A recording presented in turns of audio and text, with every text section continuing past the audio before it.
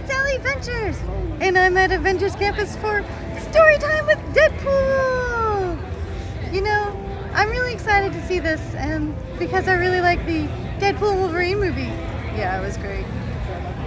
You know, there's something special about two characters where one is pretty laconic and the other one does all the talking, and they're super excited, and the other one's just kind of, you know, there to be stoic. Anyway, they remind me of you and me. You know, how you can regenerate, and I'm a ball of fury! I'm definitely Wolverine. She's so like Deadpool. Let's go, let's go.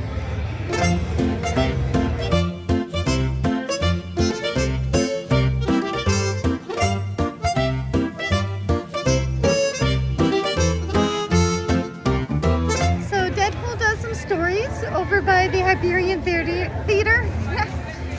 Like 3 or 4 times a day, depending on the day. So make sure you check the app and it'll tell you when to go. And get there early so that you can get a space where you can actually see Deadpool. Any advice you want to give the people at home? That's what I thought. See, she's such a Deadpool.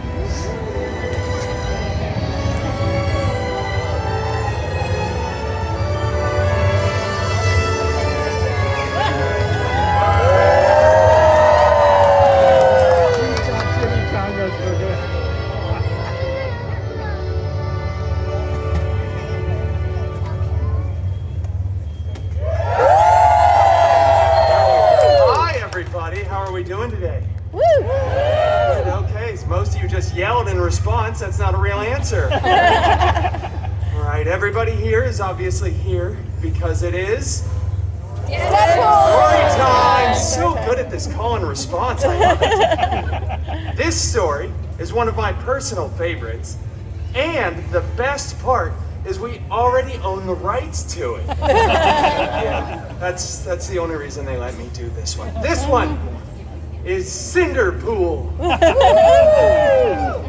You can cheer louder, it's fine. I like it. Every single show, someone says that at the same time. It's so weird. All right, let me see here.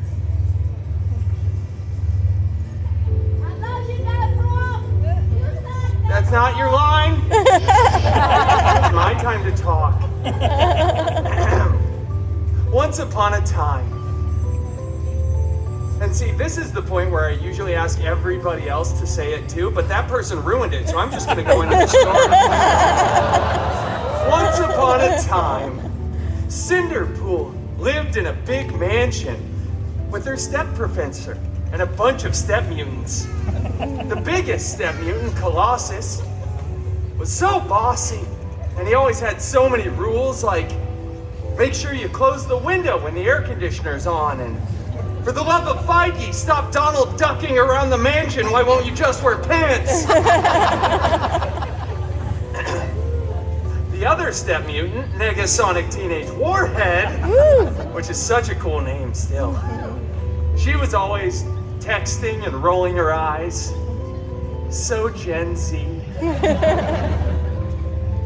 These step mutants were both very jealous of Cinderpool because Cinderpool had a much larger fan base. I know we can see that. Nobody showed up to their story time.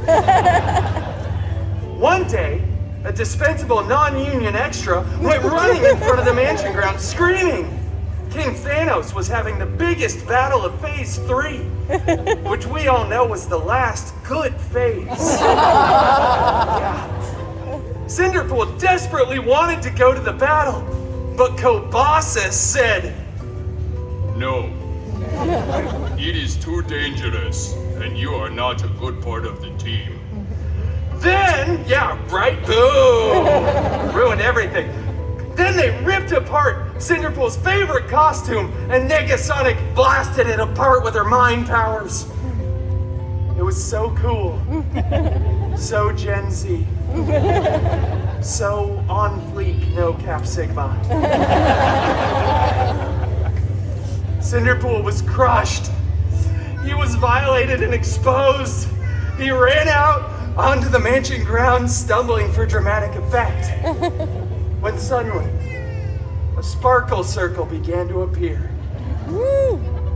And out of that sparkle circle stepped Cinderpool's very hairy god mutant, Wolverine.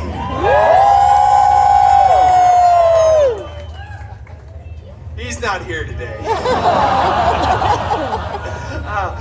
Playing the part of Wolverine will be a much more attractive performer, me.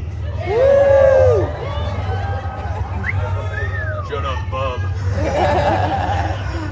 Oh, fairy god mutant Wolverine! I desperately want to go to the big battle, but my stupid step mutant said I couldn't and destroyed my costume. Stop whining. Go find a new one. So Cinderpool did. He ran over to the wardrobe department, grabbed a new, freshly laundered costume, put it on, and headed to the big battle.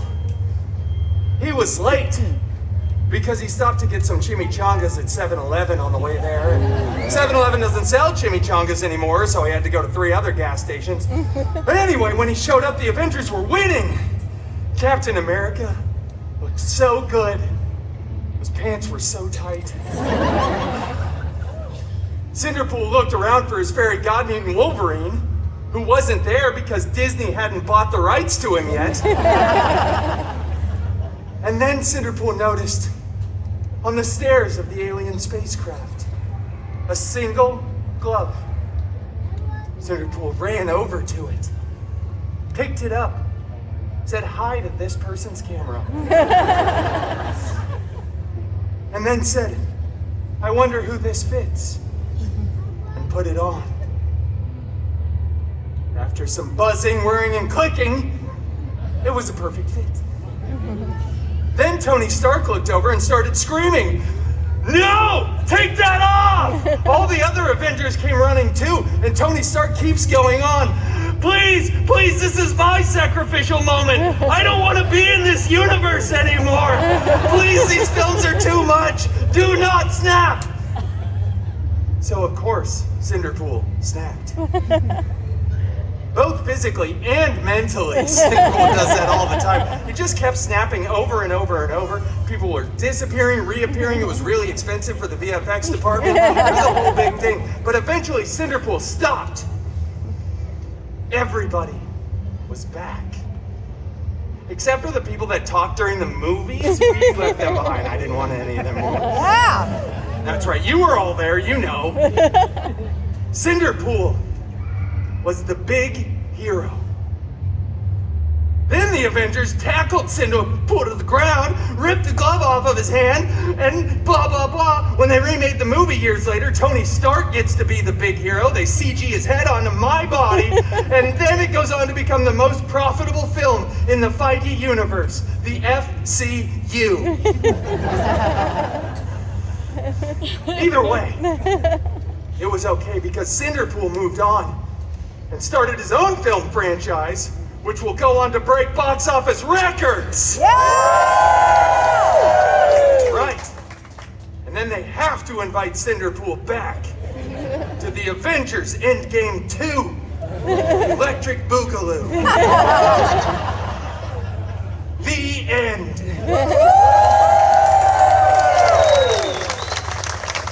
Kind of stepped on the joke. I was gonna say the end game, but then you all started, it's fine, whatever.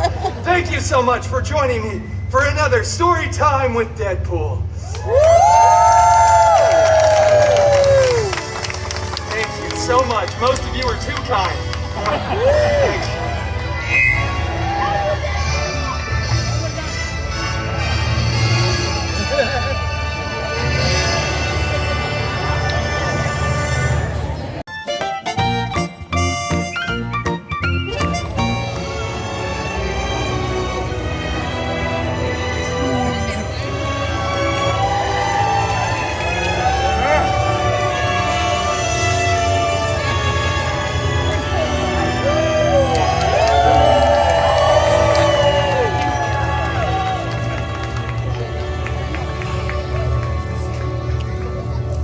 Wonderful.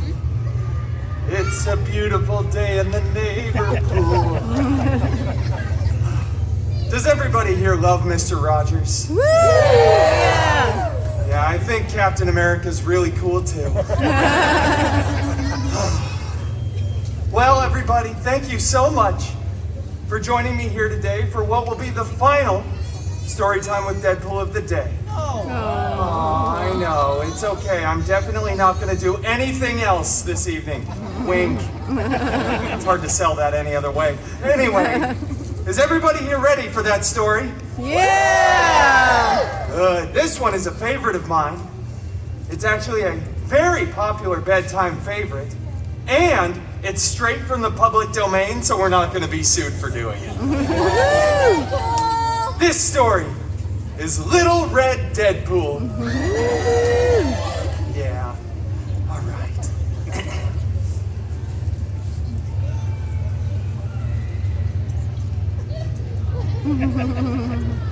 Somebody plug that in. All right. Once upon a time, you know what? I don't like doing it by myself. Woo! Yeah.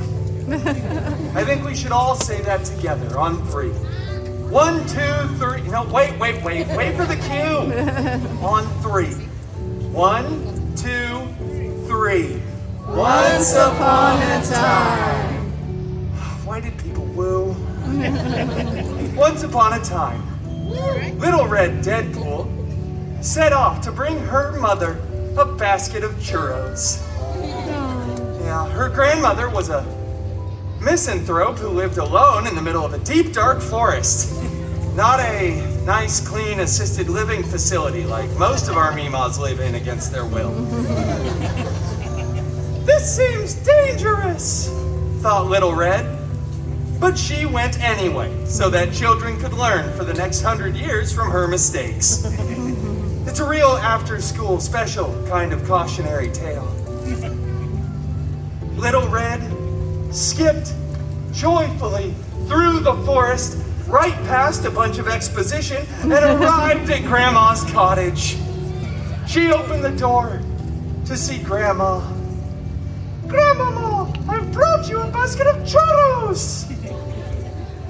Grandma looked super weird. And it wasn't because she was overusing those hip new weight loss drugs. It's because Grandma was actually the big bad Wolvie in disguise. Grandma, what blue eye contacts you have? They're canon. Oh, and what a retro comic accurate costume you finally have! Shut up, Bob. And what big claws you have! Are those vibranium? They're adamantium. Ching! Grandma's not an Australian! At that point, Little Red broke off a piece of churro, dropped the basket, whipped off her cloak, ate the churro to get the energy, and then brought down her katanas in an X. Which was not an Easter egg, it was just a stylistic choice because it looked cool in front of the camera. Bring it on, Peanut! They action leaped at each other. It was a huge fight, totally awesome. There was claws and katanas going everywhere. The mattress was cut, the furniture was cut.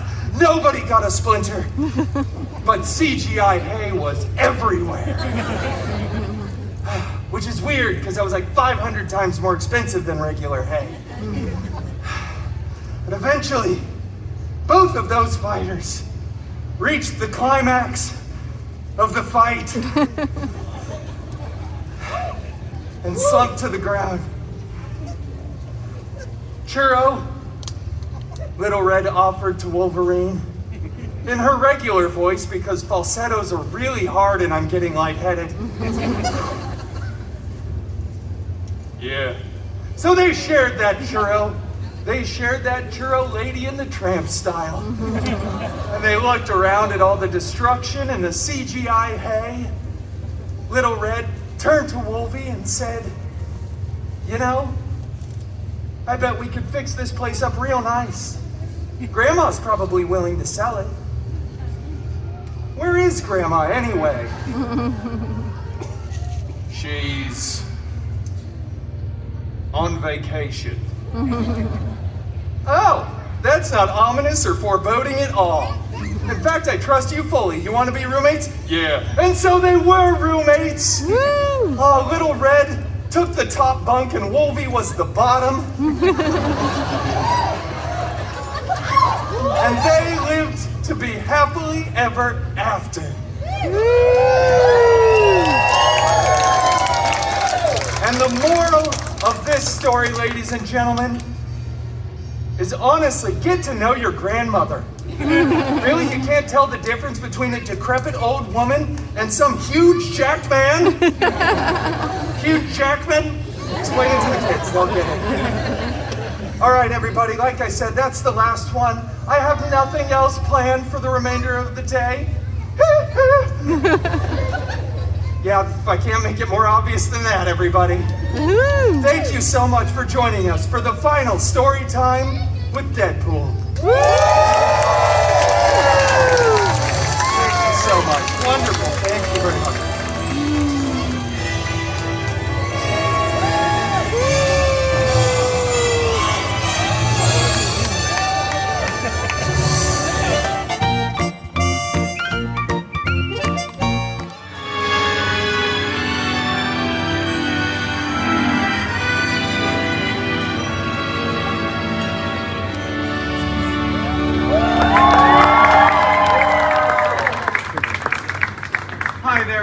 It's a pleasure for you all to come and see me here today.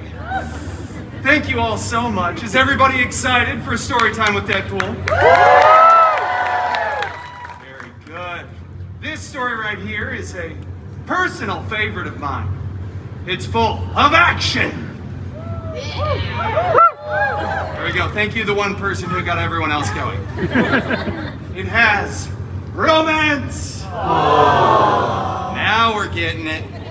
And it's in strong consideration for some awards at the end of the calendar year. That's right. Yeah, I wouldn't know how to react to that one either. All right. This story is Beautypool.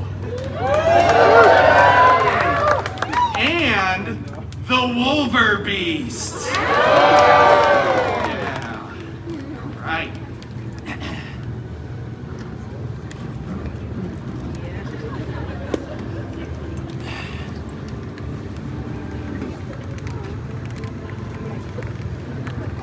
That's not plugged in, okay.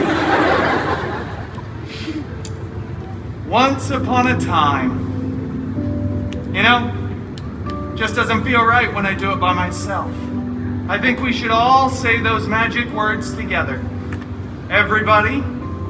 Once upon a time. That was better than the first show, so you got that. Once upon a time, I was walking along, captivated by my favorite book, the autobiography of Ryan Reynolds, when suddenly I heard the galloping of my father's horse, Philippe. Do it with. You did so good earlier. There we go. You see, my father had left to head to the fair earlier that day, and now here was his horse. My father no longer in the saddle. There. Okay, good job. I went up to Philippe, I grabbed him by his muzzle and I said, Philippe, where's Papa? Is he in some kind of trouble? I asked the horse this like he was some sort of television horse that would understand and respond in English. But he's not, he's just a regular horse. So he whinnied. And I don't really speak horse, so I just mounted his back and said, away to Papa, quickly! And away we galloped.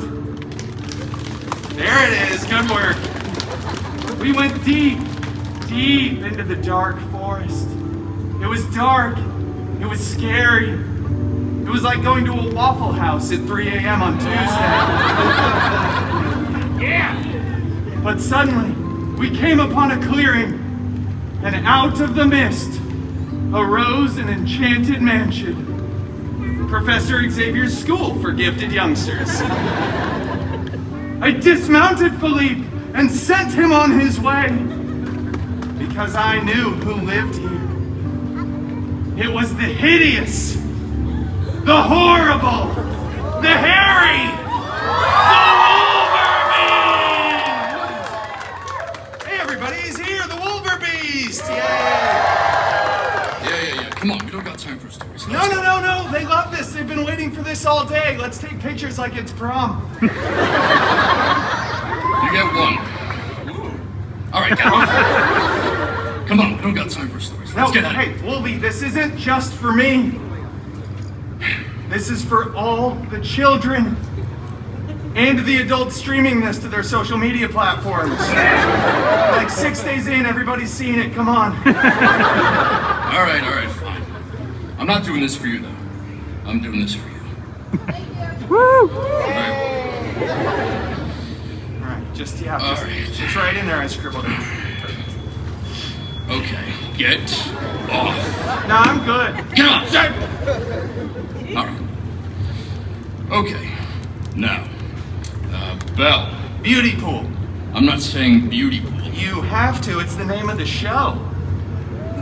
Beautypool does a little B&E and meets a bunch of weirdos who are furniture and dishes. And cutlery. It's important they do a musical number partway through. Anyway, then the real hero shows up. The Beast. The Wolverbeast! Would you stick with the parody here? Anyway, Pool Boy over here makes a mess of things as usual, then it's up to Wolverine to save the day. Blah, blah, blah. I slice up some bad guys while Beauty Queen over here stands in the corner making a bunch of stupid jokes with outdated cultural references. My jokes are not outdated. They're hilarious, modern, and never-ending, just like Bugs Land. And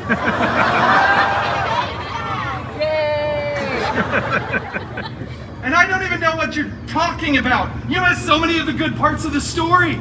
You didn't mention Mrs. Potts and her beautiful son Chip, or Cogsworth, or Lumiere, or even Chef Boosh. Yeah, Chef Boosh is a deep cut for all the Magic Key pass holders out there. It's the stove. Yeah, it's a whole thing. Come on, how do you? I half expected a few bars of Tale as Old as Time. I said no musical theater. Really? No musical theater? Pity, if you were a showman, you'd be the greatest. I don't know what that means.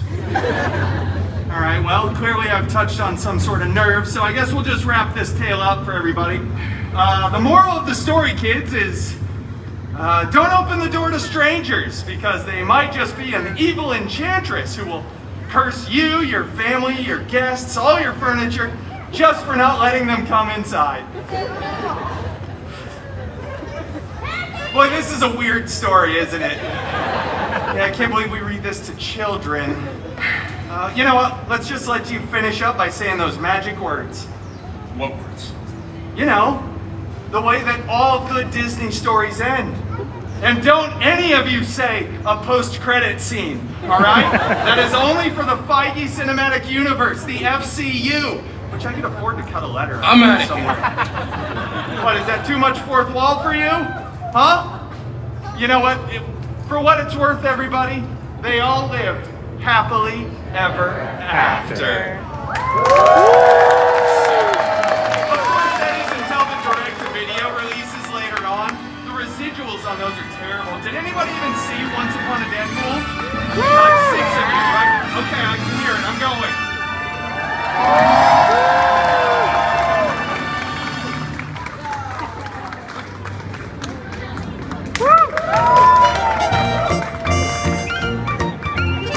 Oh man, that was a fun time at Avengers Campus. We really had a Deadpool day. Don't you agree, Deadpool Ash? That's not my name. Okay, well, you're not Wolverine Ash because I'm Wolverine Allie. Wait, that sounds like a place where there's a lot of Wolverines hanging out. Probably someplace by like a CD bar or a motorcycle club. But you don't think so? No, I don't think there's going to be multiple Wolverines hanging out. If they hang out, they're just going to get sad and depressed and get drunk and then they're going to leave. Yeah, they're all storm off.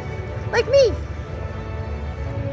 Okay, that was my storming off, but now I'm back because, like a Wolverine, I am a loner. So I came back to hang out with Ash. Anyway, I had an amazing Deadpool day here at Avengers Campus. We got to see Deadpool tell 2 different stories. So it was just a great day at Avengers Campus. Definitely, check the times. If you have time, see multiple Deadpool shows, because you don't always get the same story. But I guess that's it. I'm gonna go watch Deadpool and Wolverine again, and I'll see you next time. Hey, you're supposed to say something. I did say something. Well, you need to say more stuff. You're Deadpool. Chippy-chunga. See, that's what I'm talking about. There you go. How hard was that? Seriously, really. So easy for you to be Deadpool. I was talking. No, you weren't talking enough. Deadpool talks too much. You need to talk more like Deadpool, okay? Stop being Wolverine. I'm Wolverine. I'm ready. As soon as Charles Xavier says, X-Men assemble! I'm there.